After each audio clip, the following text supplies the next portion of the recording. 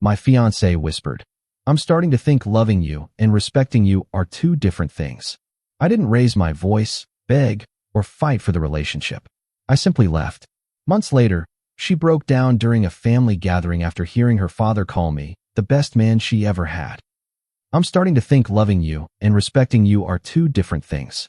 Piper said it quietly, almost gently, like she'd practiced it in her head so many times that by the time it reached me, it had lost all its sharp edges and just sounded sad. We were sitting on the couch we picked out together. The one she said was too modern until she saw it in the showroom with the right lighting. The TV was off. It was a Tuesday, which somehow made it worse. There was no occasion for this, no anniversary, no fight that had built up to it. Just a Tuesday, and her voice, and that sentence. I'm starting to think loving you and respecting you are two different things. I didn't say anything right away. I let it sit in the room with us, because I understood it immediately, in a way that scared me. She wasn't confused. She wasn't asking me to convince her otherwise. She was telling me something she'd already decided. She still loved me. That part, somehow, was the worst part. Because love wasn't the problem. She just didn't look up to me anymore. And once a woman stops looking up to you, love becomes a kind of pity that wears a wedding ring. Say something, she said. I thought about every version of the conversation I could have had. I could have asked what I did. I could have listed every late night I worked, every sacrifice, every plan I made for our future. I could have begged her to explain, to give me a chance to fix it. Instead, I just said, maybe you're right. She blinked like she expected resistance and didn't get any. I didn't know it yet, but that calm, that complete absence of a fight, was the thing she'd remember for the rest of her life. Months later, someone would say one sentence at a family dinner that would break her composure in front of everyone she loved. But that night, neither of us knew that yet. That night, there was just silence, and a ring on her finger that suddenly felt like it belonged to someone else's future. 3 months earlier. If you enjoy real stories like this, subscribe, because what happened next changed everything for me. We'd been engaged for 8 months. The wedding was set for next spring, a backyard ceremony at her parents' place in Connecticut, the kind with string lights and a band that knew how to play both Sinatra and whatever was popular that year. Piper's mother, Tessa, had a binder. An actual 3-ring binder with tabs. Her father, Weston, had already started practicing his toast, though he pretended he hadn't. I loved Weston. He was the kind of father-in-law you didn't expect to actually like. Gruff at first. Then it turned out he just wanted someone to fish with who wouldn't talk the whole time. We'd spend hours at the lake house not saying much of anything. And somehow it was the most comfortable silence I'd ever shared with another person besides Piper herself. I thought our families merging was the safest thing that had ever happened to me. I thought stability meant we were fine. I didn't notice, not at first, that Piper had started going quiet in a different way. Not comfortable quiet. Calculating quiet. She'd correct me in front of people. Small things. The kind of correction that isn't really about the fact being wrong. It's about making sure everyone in the room knows she's the smarter one. I'd say something about a wine region and she'd say, that's not right, actually. With a little laugh that invited everyone else to laugh too. I let it go. People do that. Couples do that. I didn't realize it then, but that moment, the first time I caught myself shrinking a little in front of other people just to avoid the correction, changed everything. I just didn't know it yet. It kept happening. Small, deniable things. At her best friend Kendall's birthday dinner, I mentioned I'd been offered a project lead position at work. Piper said, he'll probably turn it down. He likes staying comfortable. Before I'd even answered. Kendall laughed. I laughed too, because what else do you do at a table full of people who all seem to already agree with the joke? Kendall had a way of talking about her own boyfriend, a guy who ran a small but growing real estate fund that always seemed to circle back to comparison. He just has this energy, you know, like he's going somewhere. She'd say it looking at Piper, not at me, like I wasn't there to hear it, or like she wanted me to hear it and just didn't care. I started noticing Piper watching other men differently. Not romantically. I want to be clear, this was never about cheating. It was something quieter and somehow more corrosive. She'd watch a guy talk about his startup at a party with this expression I couldn't place for weeks. Then one night, lying in bed, I figured out what it was. Admiration. She looked at other men with admiration, and she looked at me with the kind of fondness you have for something familiar. A favorite sweater. Not a man she was proud to be marrying. One night, I came home early and heard her on the phone in the kitchen. Her voice low in that particular way people get when they don't want to be overheard. I only caught a piece of it. I know he's a good guy. That's not the question. It's just a pause. I don't know if good is enough anymore. I stood in the hallway for a long moment before I made noise announcing myself. She hung up fast. I didn't ask who it was. Some part of me already knew I didn't want the full conversation. Just the fragment was already doing damage I couldn't undo. The truth, when it finally arrived, didn't come as one big reveal. It came in pieces, the way most truths do, until one day you look at the pile of pieces and realize they make a complete picture you've been avoiding.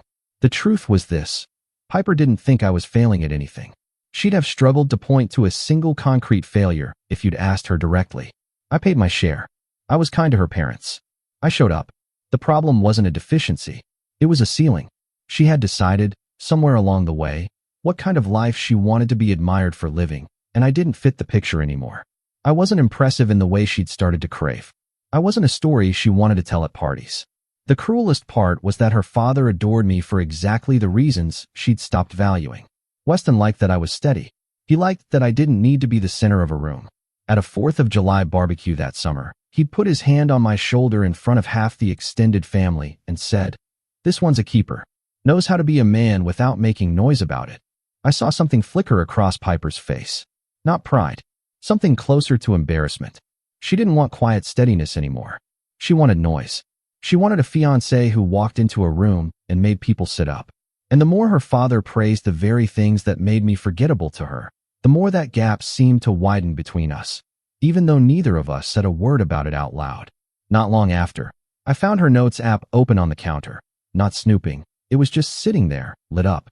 One line caught my eye before I looked away, because I made myself look away. Not sure I still want this. Love him, but don't know if I respect this anymore. I didn't confront her with it. What would I even say? I saw your private thoughts, and now I need you to defend them to me. Some truths you're not supposed to walk in on. You're supposed to wait for them to be handed to you honestly, or you're supposed to let them go. I waited. She handed it to me 3 weeks later, on that Tuesday, on that couch. After she said it, the loving versus respecting line.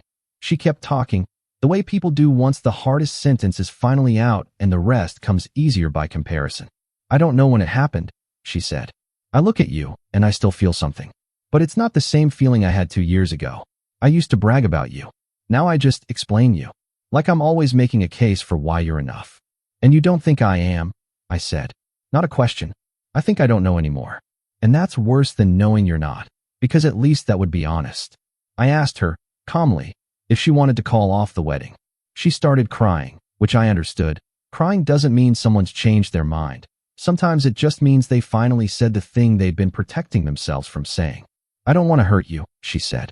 "You're not hurting me by being honest," I said. "You'd hurt me a lot more by marrying me out of guilt." She looked at me like she didn't recognize the version of me sitting across from her. Calm, unbothered, already somewhere past this. I think she expected a fight. I think some small part of her wanted proof that I'd claw to keep her, because that kind of desperation can look like love if you squint. I didn't give her that. Not because I didn't care. I cared more than I knew how to show. But I'd spent 2 years slowly shrinking myself to fit a frame she was building around someone else, and I was done auditioning for a role in my own relationship. "I think you should give the ring back to your mother," I said. "It was your grandmother's. It should stay in the family." That was the moment she actually broke down, not at the breakup itself, but at the ring. I think it was the first time the finality of it landed. I held her while she cried, which probably confused both of us. You can comfort someone while they end things with you. Grief doesn't check whose decision it was before it shows up. I packed a bag that night and stayed at Grayson's. I never moved back in. People expect a story like this to involve a screaming match, a thrown plate, a dramatic late-night drive somewhere. Mine didn't have any of that. It had moving boxes and a storage unit, and a lot of quiet car rides where I didn't put on music because I didn't trust what song might come on. Grayson, my best friend since college, didn't ask me to talk about it for the first 2 weeks. He just made sure I left the apartment. Pick up basketball on Saturdays. A standing Thursday dinner that he never let me cancel, even when I texted that I wasn't up for it. "You're coming," he'd write back. "Doesn't have to be fun. Just has to happen."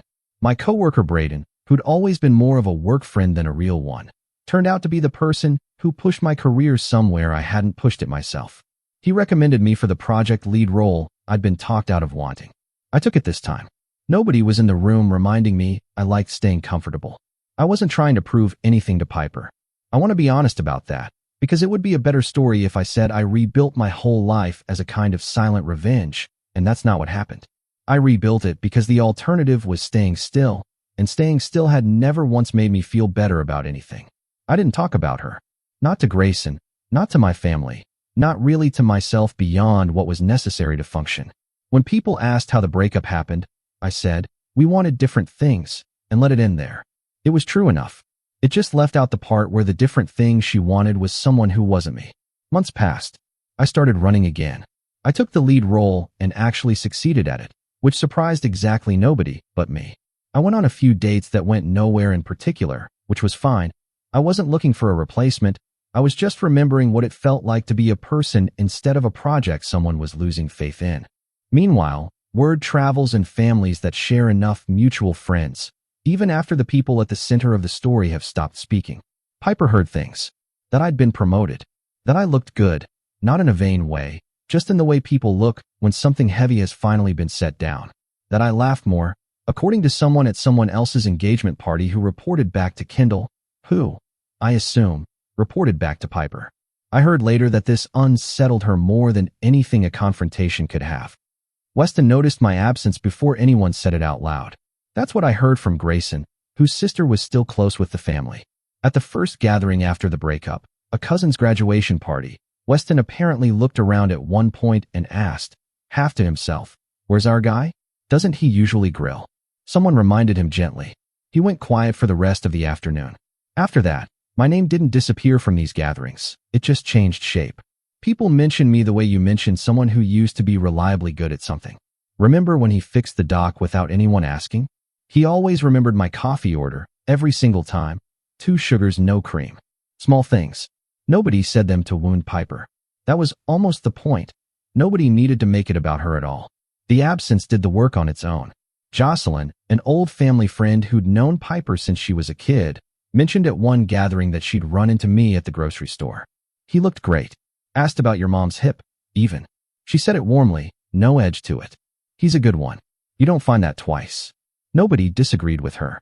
Piper told me, much later, that the silence that followed Jocelyn's comment was louder than anything anyone could have said. I think that's when she started wondering, really wondering, whether she'd misunderstood what she'd been holding. The family gathering that mattered happened at a Labor Day cookout, the kind Weston hosted every year with too much food and a playlist that hadn't been updated since 2009. I wasn't there. I want to be clear about that. I heard about it secondhand, the way you hear about most things that happen to you after you've left a room for good. The conversation drifted, as these things do, toward relationships, somebody's recent engagement, somebody else's messy divorce. Then someone, not even thinking much of it, asked Piper if she'd heard how I was doing. She said something noncommittal. Fine, probably. Doing well, she'd heard.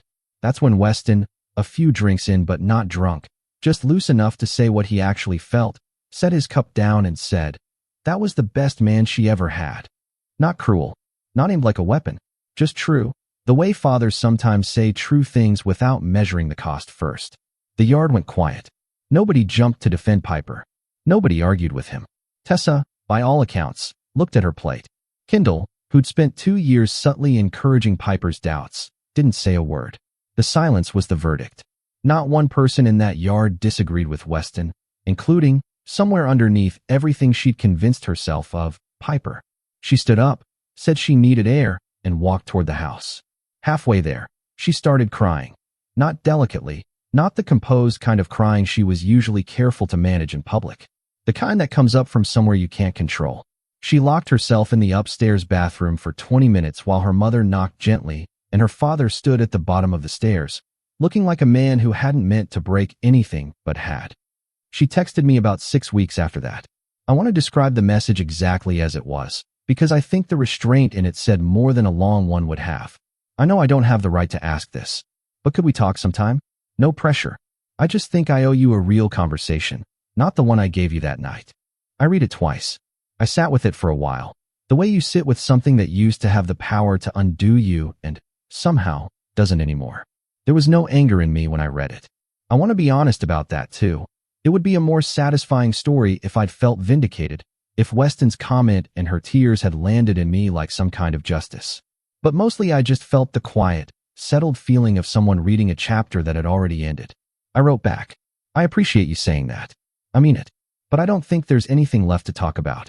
I hope you find what you were actually looking for." She didn't respond, and I didn't expect her to.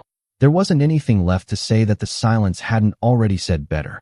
I think about that conversation sometimes, not with bitterness, just with a kind of clear-eyed understanding I didn't have the night she first said it to me. Love and respect aren't actually two different things, not really. They're the same thing, viewed from two different distances. You can love someone up close, in the day-to-day, in the small kindnesses and the comfortable silences. But respect is what survives the distance. What's left when you imagine introducing that person to the rest of your life, to your future, to the people whose opinions you actually care about. She lost the second one before she ever said the words out loud. I just happened to be the one in the room when she finally admitted it. The day she stopped respecting me was the day she stopped being part of my future. I just didn't know, sitting on that couch on an ordinary Tuesday, that it had already happened to both of us.